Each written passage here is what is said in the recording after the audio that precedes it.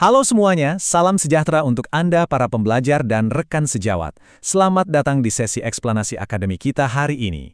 Anda tahu, sering sekali dalam praktek klinis atau bahkan di kehidupan sehari-hari, kita mendengar orang mengeluh sakit lambung dan dengan mudahnya mereduksi hal itu menjadi sekedar sakit mah biasa. Padahal, kenyataannya jauh lebih kompleks dari itu. Hari ini, kita akan mendekonstruksi kesalahpahaman tersebut. Kita akan membedah secara saintifik, melihat bahwa gastritis ini bukanlah sekedar inflamasi superficial yang sederhana, melainkan sebuah medan pertempuran biomolekuler yang luar biasa dinamis. Kita akan lihat bagaimana keseimbangan seluler dipertaruhkan. Untuk itu, mari kita lihat peta jalan perkuliahan kita hari ini. Kita akan bahas 6 poin utama. Pertama, homeostasis normal. Kedua, patogenesis obat anti-inflamasi non-steroid dan alkohol. Ketiga, infeksi Helicobacter pylori. Keempat, gastritis autoimun. Kelima, kaskade Korea. Dan terakhir, aplikasi klinisnya. Oke, kita langsung masuk ke bagian pertama, homeostasis normal mukosa lambung. Mari kita mulai dari dasar. Sebelum kita bisa benar-benar memahami sebuah penyakit, kita mutlak harus paham dulu kondisi fisiologis normalnya, bukan? Lambung kita itu pada dasarnya adalah salah satu lingkungan paling ekstrem di dalam tubuh manusia. Dia terus-menerus memproduksi asam kuat dan enzim yang sebenarnya dirancang untuk menghancurkan jaringan biologis. Lalu kenapa lambung tidak menghancurkan dirinya sendiri? Nah, rahasianya ada di sistem pertahanan 3 lapis yang sangat luar biasa. Lapis pertama, komponen preepitelial. Disinilah keajaiban itu terjadi. Sel foveolar mensekresikan mukus kental yang mengurung ion bikarbonat. Coba bayangkan ini. Di tengah-tengah ruang lambung, tingkat keasamannya bisa mencapai pH 1,2. Sangat ekstrim. Tapi berkat lapisan mukus ini, tepat di permukaan sel lambung, pH-nya dijaga agar tetap netral di angka 7,0. Luar biasa kan? Lapis kedua adalah komponen epitelial, di mana sel-selnya saling mengunci rapat melalui tight junctions untuk mencegah asam bocor ke dalam, ditambah kemampuan regenerasi super cepat yang disebut restitusi. Dan lapis ketiga adalah komponen post-epitelial, yaitu jaringan pembuluh darah kapiler yang terus memasok nutrisi dan bikarbonat, sekaligus menyapu bersih sisa asam yang mungkin berhasil menerobos masuk. Sekarang kita beralih ke bagian kedua, patogenesis OAIN dan alkohol. Pertahanan lambung kita memang sempurna, tapi sayangnya ia tidak kebal terhadap serangan kimiawi akut dari luar. Bagaimana agen eksternal ini bisa meruntuhkan benteng pertahanan lambung tadi? Mari kita ambil contoh obat antiinflamasi non-steroid atau OAIN yang merupakan penyebab utama gastritis non-infeksius. Obat-obatan ini punya 2 cara untuk menghancurkan lambung kita, secara sistemik dan lokal. Secara sistemik, OAIN menghentikan kerja enzim COX-1. Padahal enzim inilah yang sangat krusial untuk memproduksi prostaglandin. Prostaglandin ini ibarat pelindung yang meningkatkan produksi mukus dan aliran darah. Jadi tanpa prostaglandin, lambung kita kehilangan perisai utamanya. Lalu secara lokal, ada fenomena menarik yang disebut ion trapping atau pemerangkapan ion. OAIN ini kan sifatnya asam lemah. Jadi, saat dia berada di dalam cairan lambung yang sangat asam, dia tidak terionisasi dan dengan gampang menyusup masuk menembus dinding sel epitel. Tapi begitu dia masuk ke dalam sel yang pH-nya netral, tiba-tiba dia terionisasi. Akibatnya, obat ini terperangkap di dalam sel dan secara langsung memicu kerusakan seluler serta stres oksidatif yang masif. Lalu bagaimana dengan alkohol? Nah, konsumsi alkohol dalam konsentrasi tinggi juga punya efek yang merusak. Etanol memiliki sifat lipofilik, artinya ia mampu melarutkan dan menghancurkan lapisan pelindung mukus secara langsung, layaknya sebuah pelarut kimia. Paparan etanol ini tidak cuma mengelupas sel epitel, tapi juga bikin cairan merembes dan menyebabkan pembengkakan atau edema pada lamina propria. Puncaknya, pembuluh darah kapiler di bawah epitel bisa pecah.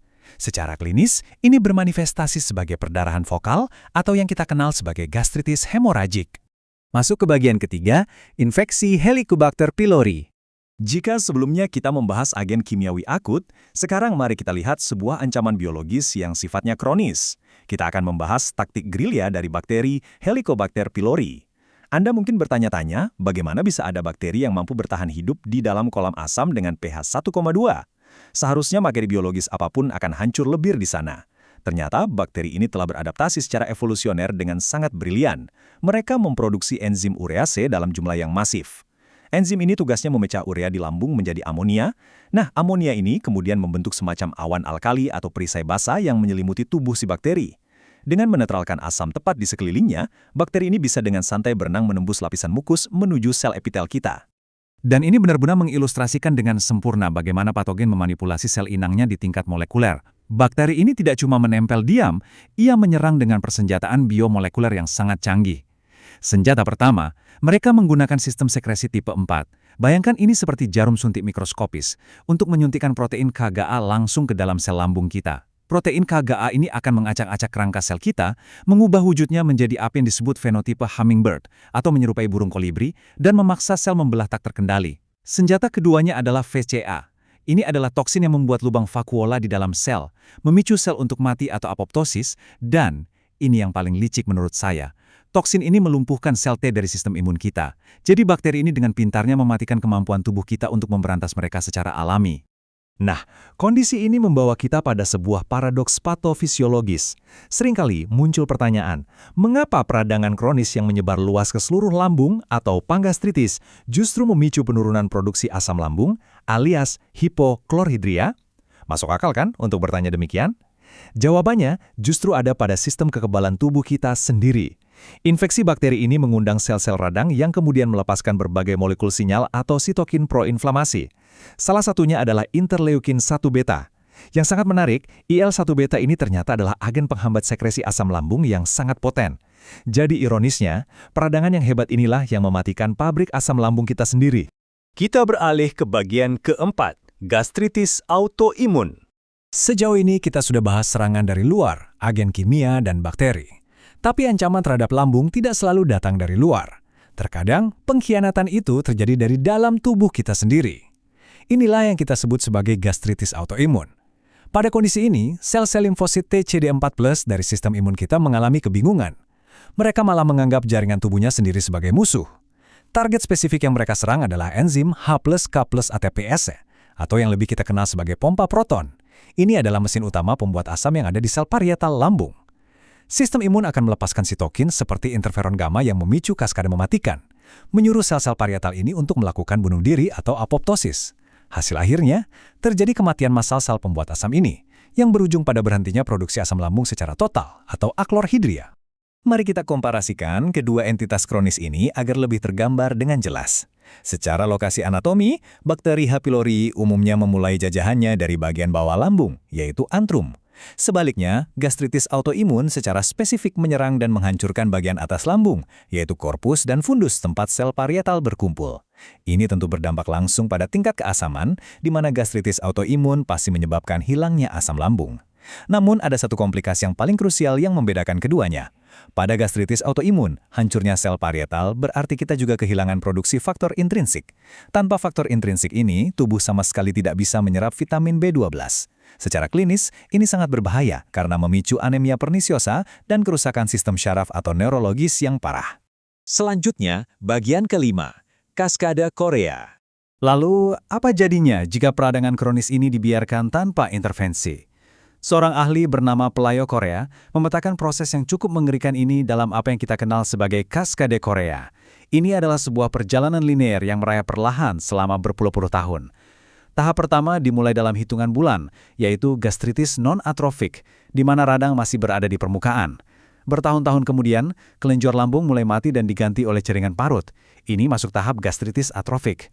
Belasan atau puluhan tahun setelahnya, sel lambung yang terus-menerus diserang ini mencoba bertahan hidup dengan mengubah wujudnya menyerupai sel usus. Tahap adaptasi ini kita sebut metaplasia intestinal, ditandai dengan aktifnya gen CDX2. Jika terus berlanjut, adaptasi ini gagal.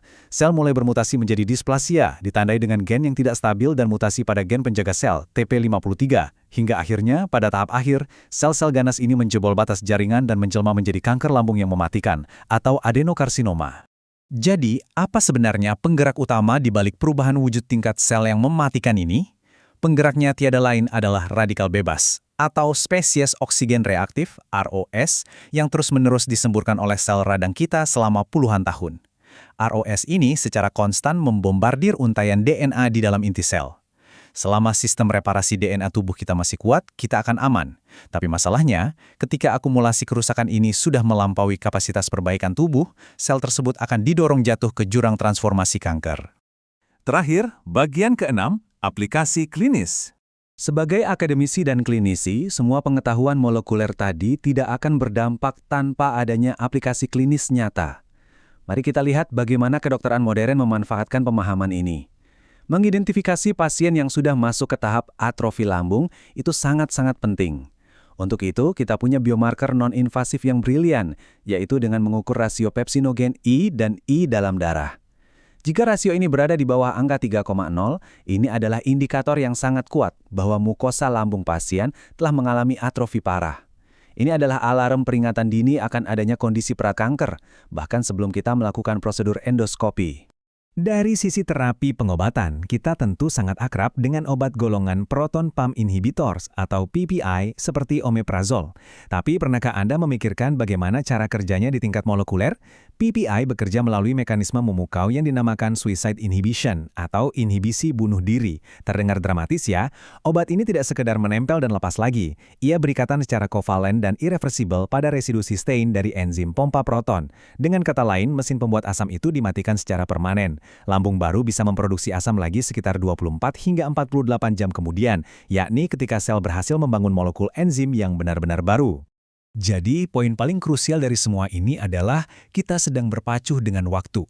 Saat kita menghadapi infeksi H. pylori, tujuan utama memberikan terapi antibiotik dan PPI bukan semata-mata untuk meredakan keluhan nyeri pasien.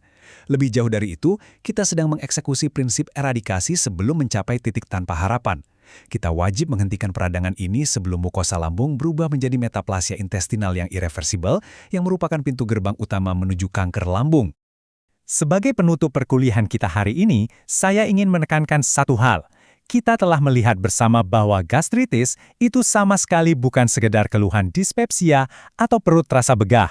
Ini adalah sebuah fenomena biologi seluler yang luar biasa dinamis. Mulai dari hancurnya lapisan pertahanan akibat obat-obatan, manipulasi genetik yang canggih oleh patogen, hingga terjadinya pengkhianatan oleh sistem kekebalan tubuh kita sendiri.